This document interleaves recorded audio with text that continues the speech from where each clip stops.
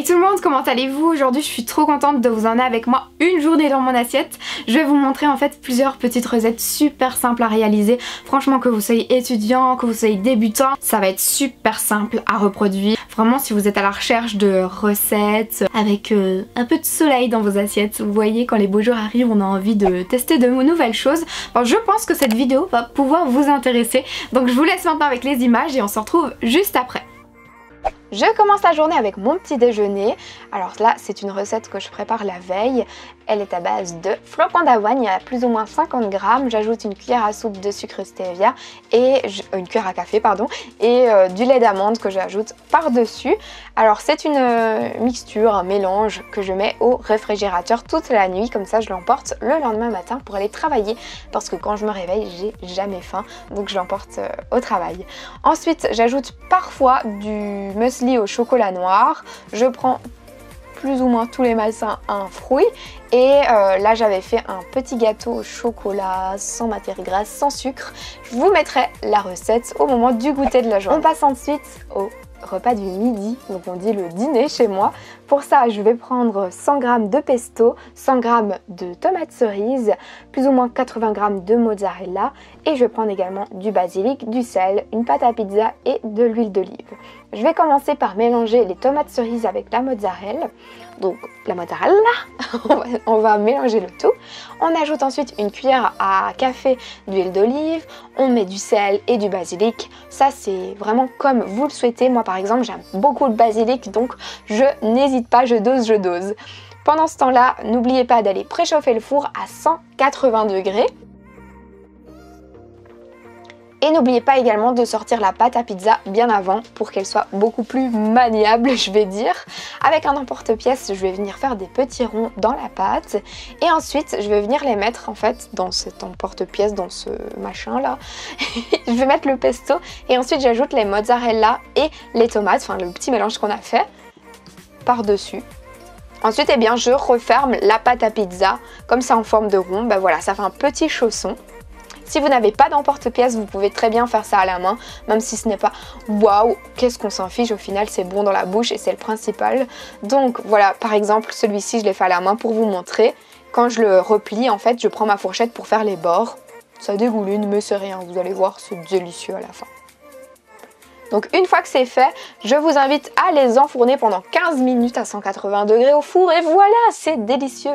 Alors si vous voulez les emporter, vous pouvez très bien aussi les manger froids. Quand c'est le printemps, ça fait trop du bien, mais alors quand ils sont chauds et que ça dégouline, c'est aussi très délicieux. Je vous recommande cette recette. Ensuite, on va passer au goûter. On va faire un gâteau au chocolat plus ou moins healthy. Donc pour ça, il vous faut 200 g de chocolat noir, alors 100 g de poudre d'amande, une cuillère, enfin 11 g je vais dire de levure chimique.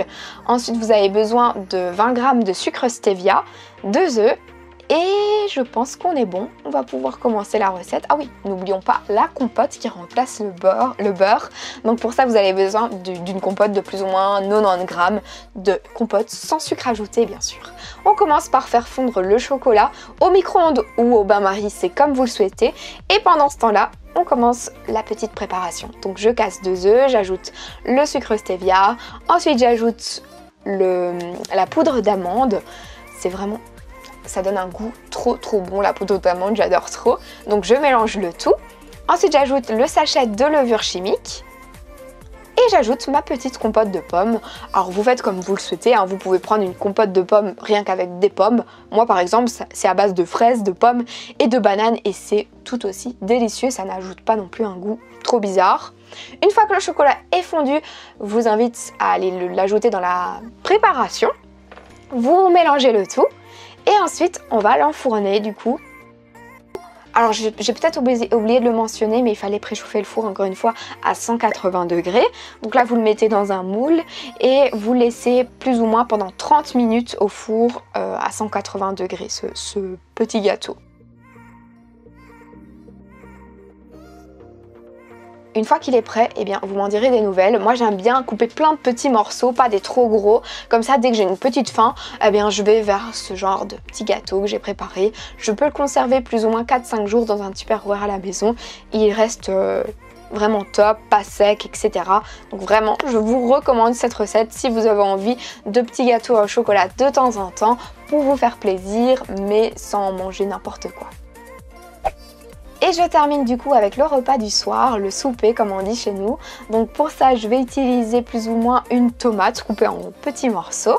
J'utilise 2,5 centilitres de lait d'amande, un œuf, du pain complet. Donc là, je vais utiliser 2 tranches, de la ciboulette, du persil et je vais également utiliser de la moutarde. Je commence par prendre mon petit œuf, je le bats et je viens rajouter du lait. Je mélange le tout, j'ajoute un petit peu de tomate, j'en garde pour la préparation après. Ça fait comme une petite omelette. J'ajoute les épices et ensuite eh bien, je vais venir cuire ça à la poêle. Ça ne doit pas ressembler au final à une omelette, ça doit ressembler à un mélange. Donc vous pouvez le retourner sans problème, etc. Ensuite, je viens rajouter de la moutarde sur mon pain complet. Je mets plein de petites tomates. Et je vais rajouter ma pseudo-omelette sur mon petit sandwich maison. Je viens encore rajouter des tomates et voilà, je vous assure que c'est plein de saveurs, c'est vraiment trop bon. Mais ça n'a pas le goût d'omelette puisqu'on a ajouté du lait d'amande, enfin c'est différent. J'adore trop, vous m'en direz des nouvelles si vous testez, mais en tout cas je me suis régalée.